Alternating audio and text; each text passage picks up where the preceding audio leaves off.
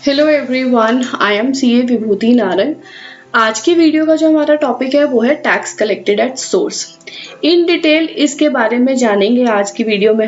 हमारा जो सीक्वेंस रहेगा वीडियो का वो रहेगा, पहले हम टीसीएस के बारे में जानेंगे, उसके बाद देखेंगे कौन कौन से टाइप्स ऑफ सेलर्स रहते हैं, फिर हम जानेंगे कि किस तरीके से टीसीएस की आपकी जो रेट्स रहते हैं वो एप्लीकेबल रहते हैं, एंड लास्ट में हम देखेंगे कि किस तरह से टीसीएस की एंट्रीज जो है वो बुक्स ऑफ अकाउंट्स में अकाउंट फॉर की जाती है। सबसे पहले ये जानेंगे कि टीसीएस क्या है। जैसे कि आप सब जानते होंगे, एक सेक्शन रहता है या एक पार्ट होता है इनकम टैक्स एक्ट 1961 का, which is known as TDS, यानी कि टैक्स डिडक्टेड एट सोर्स।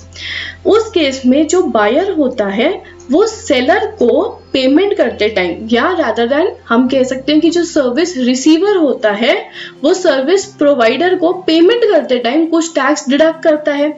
उसके नाम में ही डिडक्शन है।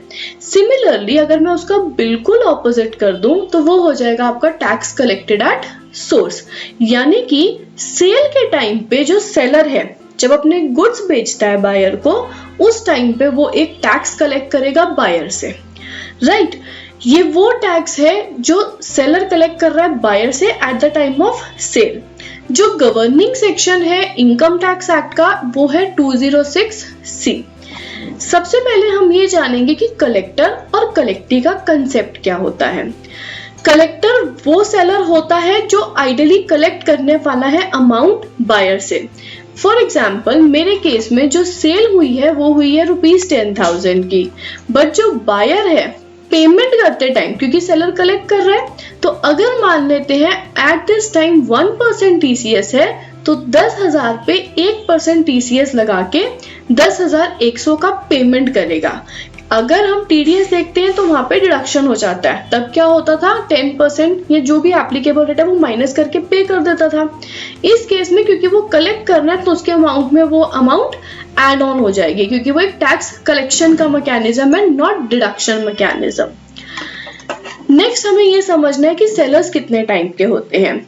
तो सबसे पहला सेलर है हमारा वो है सेंट्रल गवर्नमेंट, देन है state government, then local authority, उसके बाद statutory corporations, then companies, partnership firms, cooperative societies and individual HUF liable for tax audits. तो ये हमारे कुछ टाइप के सेलर हैं, यानी कि अगर इन कैटेगरीज में सेलर फॉल आउट करेगा तो ही वो लाइबल है फॉर कलेक्शन, अदरवाइज नॉट। अब नेक्स्ट सेक्शन की बात करेंगे टीसीएस रेट्स के ऊपर। रेट्स की अगर मैं इन डिटेल बात करूं तो गवर्नमेंट ने टीसीएस रेट को ब्रॉडली 4 कैटेगरीज में डिवाइड किया है, which are namely category A, category B, category C and category D. अब देखते हैं कैटेगरी ए में क्या क्या कवर होता है। कैटेगरी ए में कवर होने वाले गुड्स जो है वो है alcoholic liquor for human consumption. तो अगर लिकर फॉर ह्यूमन कंजम्पशन का सेल होता है तो उस पर टीसीएस कलेक्ट करेगा seller at the rate of 1%। Tendu leaves, एक टाइप की तेंदू लीव्स रहती हैं जो फॉरेस्ट में मिलती हैं, उस पे अगर कलेक्शन की बात करूं तो वो है 5%। अगर टिम्बर वुड एक प्रकार का वुड होता है, एक लकड़ी होती है जो जनरली फॉरेस्ट में मिलती है। यहाँ पे गवर्नमेंट ने क्लियरली बोला है वो फॉरेस्ट लीज्ड भी हो सकता है या वो टिम्बर वुड जनरेट हो सकता है अदर देन लीज्ड फॉरेस्ट से। उसके केस में टीसीएस का रेट है 2.5%। नेक्स्ट है forest produce other than timber और तेंदू लीव्स, जो ऊपर हमने 2 कवर किए। टिम्बर और तेंदू लीव्स के अलावा भी अगर कुछ फॉरेस्ट प्रोड्यूस आता है उस पे भी कितना परसेंटेज है, 2.5%। Minerals like lignite, coal and iron ore, इसके ऊपर जो टीसीएस का रेट है वो है हमारा 1%। एंड कोई भी स्क्रैप का सेल होता है तो कलेक्शन रेट रहेगा हमारा 1%। ये है कैटेगरी ए। कैटेगरी बी में जो कवर होते हैं वो है purchase of motor vehicles exceeding ₹10 lakh. आप 10 लाख से ऊपर की कोई गाड़ी बेचते हो उस पे आपका 1% का टीसीएस कलेक्ट किया जाएगा। कैटेगरी सी में हमारे पास है पार्किंग लॉट। तो पार्किंग लॉट की अगर सर्विस है तो 1%, पार्किंग लॉट ही अगर आप बेच देते हो तो 1%, toll plaza 1%, mining and quarrying का काम है तो 1%। कैटेगरी डी जो है वो एक स्पेशल कैटेगरी है जो कि इफेक्टिव करी गई थी 1 अक्टूबर 2020 से। इसमें कवर होता है आपका सबसे पहले foreign remittance through liberalised remittance scheme, यानी कि 5% है उसके ऊपर, और selling of overseas tour package. So जो कंपनीज आपको इंटरनेशनल पैकेजेस प्रोवाइड करती हैं उस पे टीसीएस कलेक्ट होगा आपका 5% का। इसके अलावा एक स्पेशल केस है जो कि सेल ऑफ गुड्स कहलाता है। अगर जो सेलर होता है उसकी प्रीवियस ईयर की टर्नओवर, मान लेते हैं आज 22-23 फाइनेंशियल ईयर चल रहा है, तो अगर उसकी 21-22 फाइनेंशियल ईयर की टर्नओवर 10 करोड़ से ज्यादा है और वो बायर के साथ, एक पर्टिकुलर बायर के साथ, वेंडर के साथ वो पूरे साल में करंट फाइनेंशियल ईयर में 50 लाख से ऊपर का ट्रांजैक्शन कर देता है। मान लेते हैं अब सेलर की लिमिट तो क्रॉस हो गई 10 करोड़ से ज्यादा पिछले साल, और बायर जिसको वेंडर के साथ वो अब ट्रांजैक्ट कर रहा है उसके साथ करंट फाइनेंशियल ईयर में उसने 60 लाख रुपीस का सेल कर दिया। तो यहाँ पे क्लियरली लिखा हुआ है कि वो एक्सीडिंग 50 लाख, ऊपर के जो 10 लाख है उस पे 0.1% का टीसीएस जो है कलेक्ट किया जाएगा। ठीक है, इसका एक रेप्लिका सेक्शन टीडीएस के अंदर भी है, बट फिलहाल क्योंकि हम अब टीसीएस डिस्कस कर रहे हैं तो सिर्फ हम ये वाला सेक्शन समझेंगे। ये कैटेगरी डी है, काफी इंपॉर्टेंट है और एप्लीकेबल जो है 1 अक्टूबर 2020 से है। नेक्स्ट हम समझेंगे टीसीएस चलान। तो टीडीएस और टीसीएस दोनों का सेम ही चलान है, विच इज चलान नंबर 281।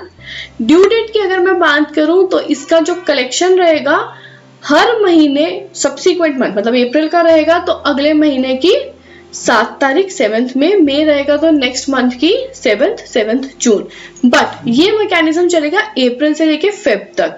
मार्च के महीने की अगर बात करी जाए तो आपका ड्यू डेट फॉर चलान रहेगा 30th अप्रैल, क्योंकि मार्च की ईयर एंडिंग रहती है तो उसको 7th अप्रैल ना करके उसको 30th अप्रैल उन्होंने स्टैंडर्ड किया हुआ है। टीसीएस रिटर्न की बात करी जाए तो इसका एक स्पेशलाइज्ड फॉर्म है टीसीएस रिटर्न का, विच इज फॉर्म 27EQ। और रिटर्न की ड्यू डेट्स की बात करी जाए तो टीडीएस की तरह ये भी क्वार्टरली है, बट इसका क्वार्टर एंड होने के बाद 15 डेज के अंदर टीसीएस की रिटर्न आपको फाइल करनी है। तो अप्रैल से लेके जून के क्वार्टर की ड्यू डेट हो जाती है 15 जुलाई, जुलाई से लेके सितंबर के क्वार्टर की ड्यू डेट हो जाती है 15 अक्टूबर, अक्टूबर से लेके दिसंबर के क्वार्टर की ड्यू डेट हो जाती है 15 जनवरी, और जनवरी से लेके मार्च के क्वार्टर की ड्यू डेट जो है, यहाँ पे ध्यान देना क्योंकि हमारा चलान की डेट 30th अप्रैल थी, इसलिए हमारी जो ड्यू डेट है 30th अप्रैल से 15 दिन ऊपर यानी कि 15 मई मानी जाती है, राइट। अगर बात करें टीसीएस सर्टिफिकेट, अब सेलर ने क्योंकि टीसीएस कलेक्ट किया है तो he is liable for issuing of TCS certificate. वो लाइबल रहेगा इशू करने को TCS certificate to the buyer. वो रहता है फॉर्म 27D में, और इसकी टीसीएस सर्टिफिकेट इशू करने की जो ड्यू डेट रहती है वो रहती है आपकी टीसीएस रिटर्न के अगले 15 दिन तक। अब जहां मेरा अप्रैल से जून का क्वार्टर था, 15 जुलाई की अगर मेरी ड्यू डेट थी तो मेरी ड्यू डेट इस केस में हो जाएगी 30 जून। सिमिलरली सितंबर एंडिंग क्वार्टर की 30 अक्टूबर, दिसंबर एंडिंग क्वार्टर की 30 जनवरी, बट मार्च एंडिंग क्वार्टर की, क्योंकि अभी हमने देखा टीसीएस की रिटर्न ड्यू डेट क्या थी 15th में, तो यहाँ पे क्या हो जाएगी वो 30th में। ठीक है, अब चलते हैं टीसीएस एंट्रीज के ऊपर। टीसीएस एंट्रीज सबसे पहले कलेक्टर यानी कि सेलर जो लाइबल था टीसीएस कलेक्ट करने को, अगर वो सेल कर रहा है तो सेल करते टाइम वो क्या करेगा, बायर या party account debit to sales. ये मेरी नॉर्मल सेल्स की एंट्री है। अगर इसमें मैं टीसीएस भी कलेक्ट कर रही हूँ, मेरे वाले एग्जांपल की अगर मैं बात करूं तो 10,100 रुपए मेरा पार्टी अकाउंट डेबिट हो जाएगा। टू सेल्स, सेल्स कितनी थी मेरी 10,000, और टीसीएस कितना कलेक्ट किया, क्योंकि वो एक लाइबिलिटी है तो मेरे लिए वो क्रेडिट में हो जाएगी, वो हो जाएंगे 100 रुपए। अब जब मैं अगले महीने की 7 तारीख को टीसीएस की पेमेंट करूंगी तब हो जाएगा TCS account debit to bank, और जब मेरे को पेमेंट आएगी उस वेंडर से तो bank account debit to party. अब इसका ऑपोजिट करते हैं, जो बायर था यानी कि जो कलेक्टी था, परचेज करते टाइम उसने गुड्स परचेज करे 10,000 रुपए के, सो परचेज अकाउंट डेबिट। टीसीएस एक तरीके का उसका एक क्रेडिट है, एक एसेट है, तो वो हो जाएगा डेबिट 100 रुपए से, और उसको पार्टी को कितने पे करने हैं 10,100 रुपए। जब वो पार्टी को पे करेगा, क्योंकि टीसीएस उसकी लाइबिलिटी नहीं है पे करने की, तो party account debit to bank account 10,100 रुपए। अब मान करते हैं अगर कलेक्टर की बुक्स में एंट्रीज करनी है मुझे विद जीएसटी की, तो party debit to sales to TCS, और इसके अलावा एक्स्ट्रा क्या आ जाएगा, आउटपुट जीएसटी। जीएसटी के फिर फर्दर अपने कंपोनेंट्स रहेंगे, सीजीएसटी, एसजीएसटी, आईजीएसटी, बट अभी के लिए क्योंकि मेरा आउट जीएसटी है तो वो क्रेडिट हो जाएगा। टीसीएस की पेमेंट के टाइम पे सेम टीसीएस टू बैंक, और रिसिप्ट जब होगी मेरी पेमेंट की तो हो जाएगा बैंक टू पार्टी। नेक्स्ट है कलेक्टी की बुक्स में विद जीएसटी, तो अब इनपुट जीएसटी मेरे लिए वो डेबिट हो जाएगा, purchase debit, TCS debit to party, और पेमेंट के टाइम पे पार्टी टू बैंक, राइट। अब आप ये सारा टीसीएस का जो मैकेनिज्म है हमारे हाईटेक सॉफ्टवेयर के ऊपर भी देख सकते हैं। तो अब जब आप इनवॉइसेस बनाएंगे तो ये जो टीसीएस है ये ऑप्शन आपको सेल्स इनवॉइस में दिखने लग जाएगा, जैसे कि मैंने यहाँ पे शो किया है। आप लेफ्ट साइड पे टीसीएस रेट सेलेक्ट कर सकते हैं एंड राइट साइड पे आपका वो टीसीएस रेट एप्लीकेबल हो जाएगा। इसी तरीके से टीसीएस रिपोर्ट्स को भी आप अपने रिपोर्ट सेक्शन में जाके टीसीएस सेलेक्ट करके यहाँ पे टीसीएस पेबल या receivable both the ends, collector and collectee, दोनों पॉइंट ऑफ व्यू से ही आपको यहाँ पे व्यू होगा। Thank you so much. Stay connected with hitech software. Thank you so much.